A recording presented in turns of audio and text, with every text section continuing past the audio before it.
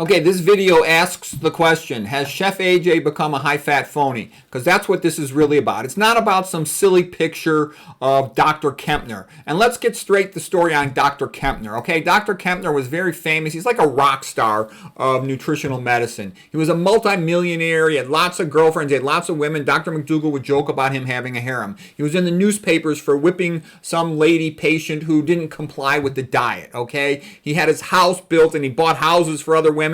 And he had like a sidewalk set up that he could go visit them, okay? It was just an old joke. Chef AJ saw my entire video. She approved of it. The only thing she didn't like was I made a joke that makes fun of the high-fat phonies, okay? When I say high-fat phonies, I'm talking about doctors who recommend omega-3 to patients. Dr. Mcdougall completely disagreed with that. He said you get plenty of omega-3s from plant foods. I looked it up. He is correct, okay?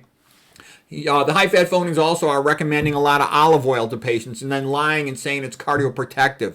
Dr. Mcdougall completely disagreed with that, and I agree with him, okay? The other thing, a lot of the high-fat phonies, they say caffeine is good. No, caffeine mimics acute stress response. It's not a health food. Dr. Mcdougall agrees with that, and he writes it in his book, okay? Dr. Mcdougall felt we're going to have to be eating a lot of potatoes and rice. Some of the high-fat phonies are saying that potatoes and rice are a bad food.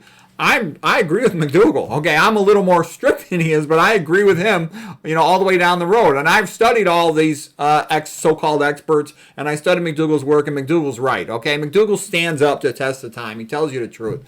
Okay, so I'm making that clear. So Chef AJ had seen my entire video. She approved of it, except she didn't like the joke about the high-fat phonies, and she said she was going to take that out. So she had an editor, and the editor removed the joke about the high-fat phonies. It's not in there. If you've seen the video on my channel, you'll see the joke in there. But on her channel, she removed that joke. She knew about the Kempner picture. That's an old story about Kempner having a harem and a joke. It was just a stick figure drawing, and then saying it's pornographic. It's just a stick figure drawing. It's no big deal. Okay, so anyways, she chose to keep that drawing in there. She knew about it. She approved it. She didn't even comment on it, okay? It was a trivial matter. And now all of a sudden it's a big production, okay? The other thing is I was just, an invited speaker on her channel. She never paid me anything, and it was an honor to speak on her channel. I was grateful that she had invited me in the first place.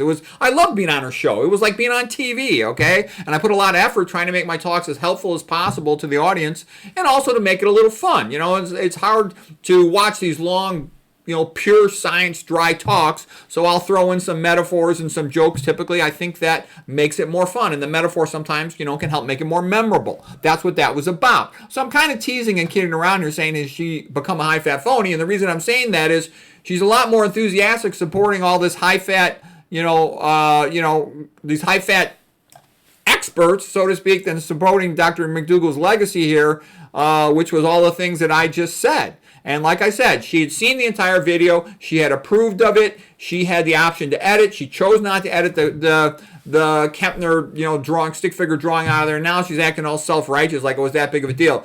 And then a couple days later, after previously saying she's looking forward to hearing me talk about mitochondria next month because I have a nice talk about that, she then says that, oh no, that I'm no longer invited to speak on her channel anymore. And I'm telling you what I think is the truth. She's getting pressure from the high-fat phonies to fire me, and she did. She caved into the pressure. I stayed true to Dr. Mcdougall's legacy. I don't think Chef AJ is staying true to Dr. Mcdougall's legacy. I've had Dr. Mcdougall's friends tell me that he loved my videos, okay? And he would have loved my tribute to him, his real friends, his close friends, okay? And they know it because I honored him. I truthfully glorified his work, okay? I do think he was the best doctor who ever lived, and for good reason, okay? And I've studied all of them. I've read his books. I've read his papers. I've read his newsletters. I've read all through Kempner's work. I've read all through Pritikin's. I know the truth about what's going on, okay? And I say it a little more bluntly than Mcdougall said, but we both said the same thing. So, anyways, that's where it's at. And I never remove Chef AJ's comments. I've been working all day. It would be impossible for me to do so, okay? And this is the only second time she's ever commented on any of my videos. So, she should just, it's not a big deal. It is what it is, okay? She supports the high-fat phonies. She doesn't support me, proclaiming Mcdougall's legacy. That's her choice. Mcdougall agreed with Pritikin. What did Mcdougall say? Mcdougall said the biggest toxin in the Western diet was the fat, okay?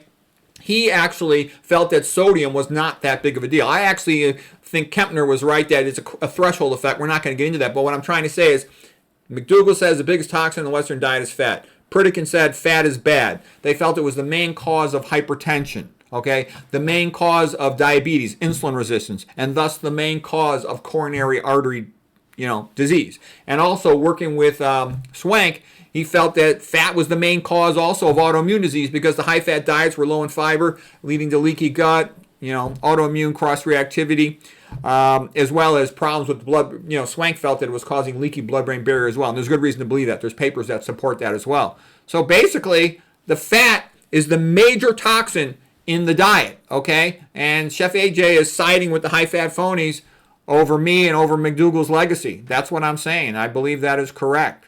Okay, and like I said, she had the chance to remove the Kempner video, the Kempner picture, which she considered trivial and approved of. Then all of a sudden, she's making a big drama about a stick figure drawing that was a trivial minor thing. Okay, the tribute to Dr. Mcdougall was great. It was a loving, it was supportive, it was positive in every way. So anyways, that's where things are at.